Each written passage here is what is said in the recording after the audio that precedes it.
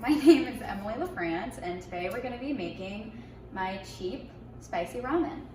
So I don't actually measure things when I create this recipe, so everything in here is an approximation because I just like to eyeball it.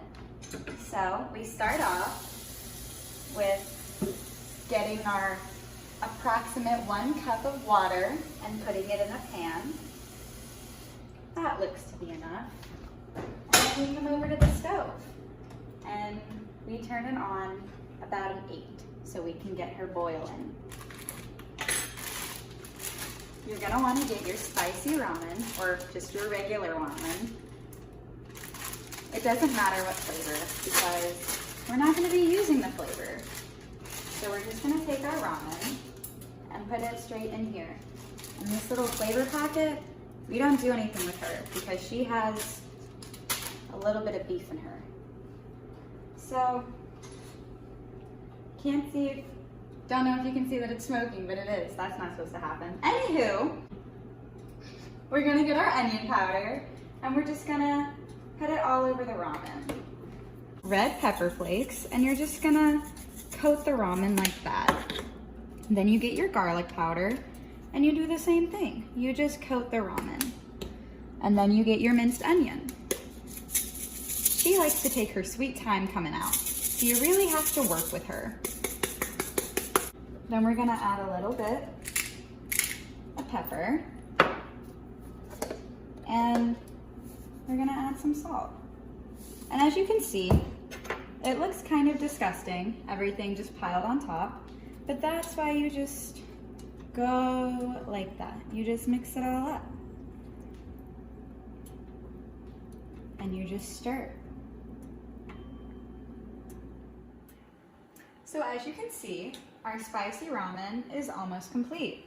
It's getting that white bit around it, and the noodles are starting to break up on their own. This is usually when I turn the stovetop down from an 8 to about a 6. So I don't burn my little hand. You just keep mixing it until the ramen itself changes slightly in color. Right now it's about it's like a whitish color, and we want it to turn more of a yellowish color almost. So we'll check back in whenever it's that color. Hello, welcome back. As you can see, our boiling has gone down and our ramen is loose and just a tad bit different in color. It's just a little bit darker than that white. So now what we're going to do is turn the stove off.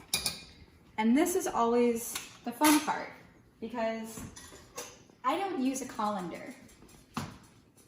You get your bowl and you get your ramen and you make sure that you have a firm grasp on it. And from here, I don't like to use all of the water that I put in the pot originally.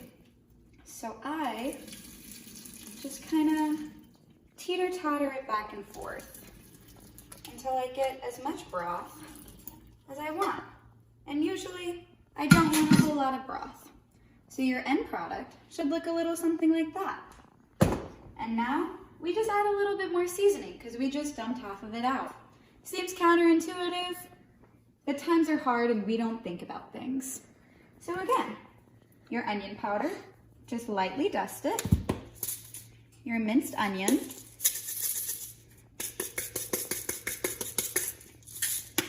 Give it a little tap.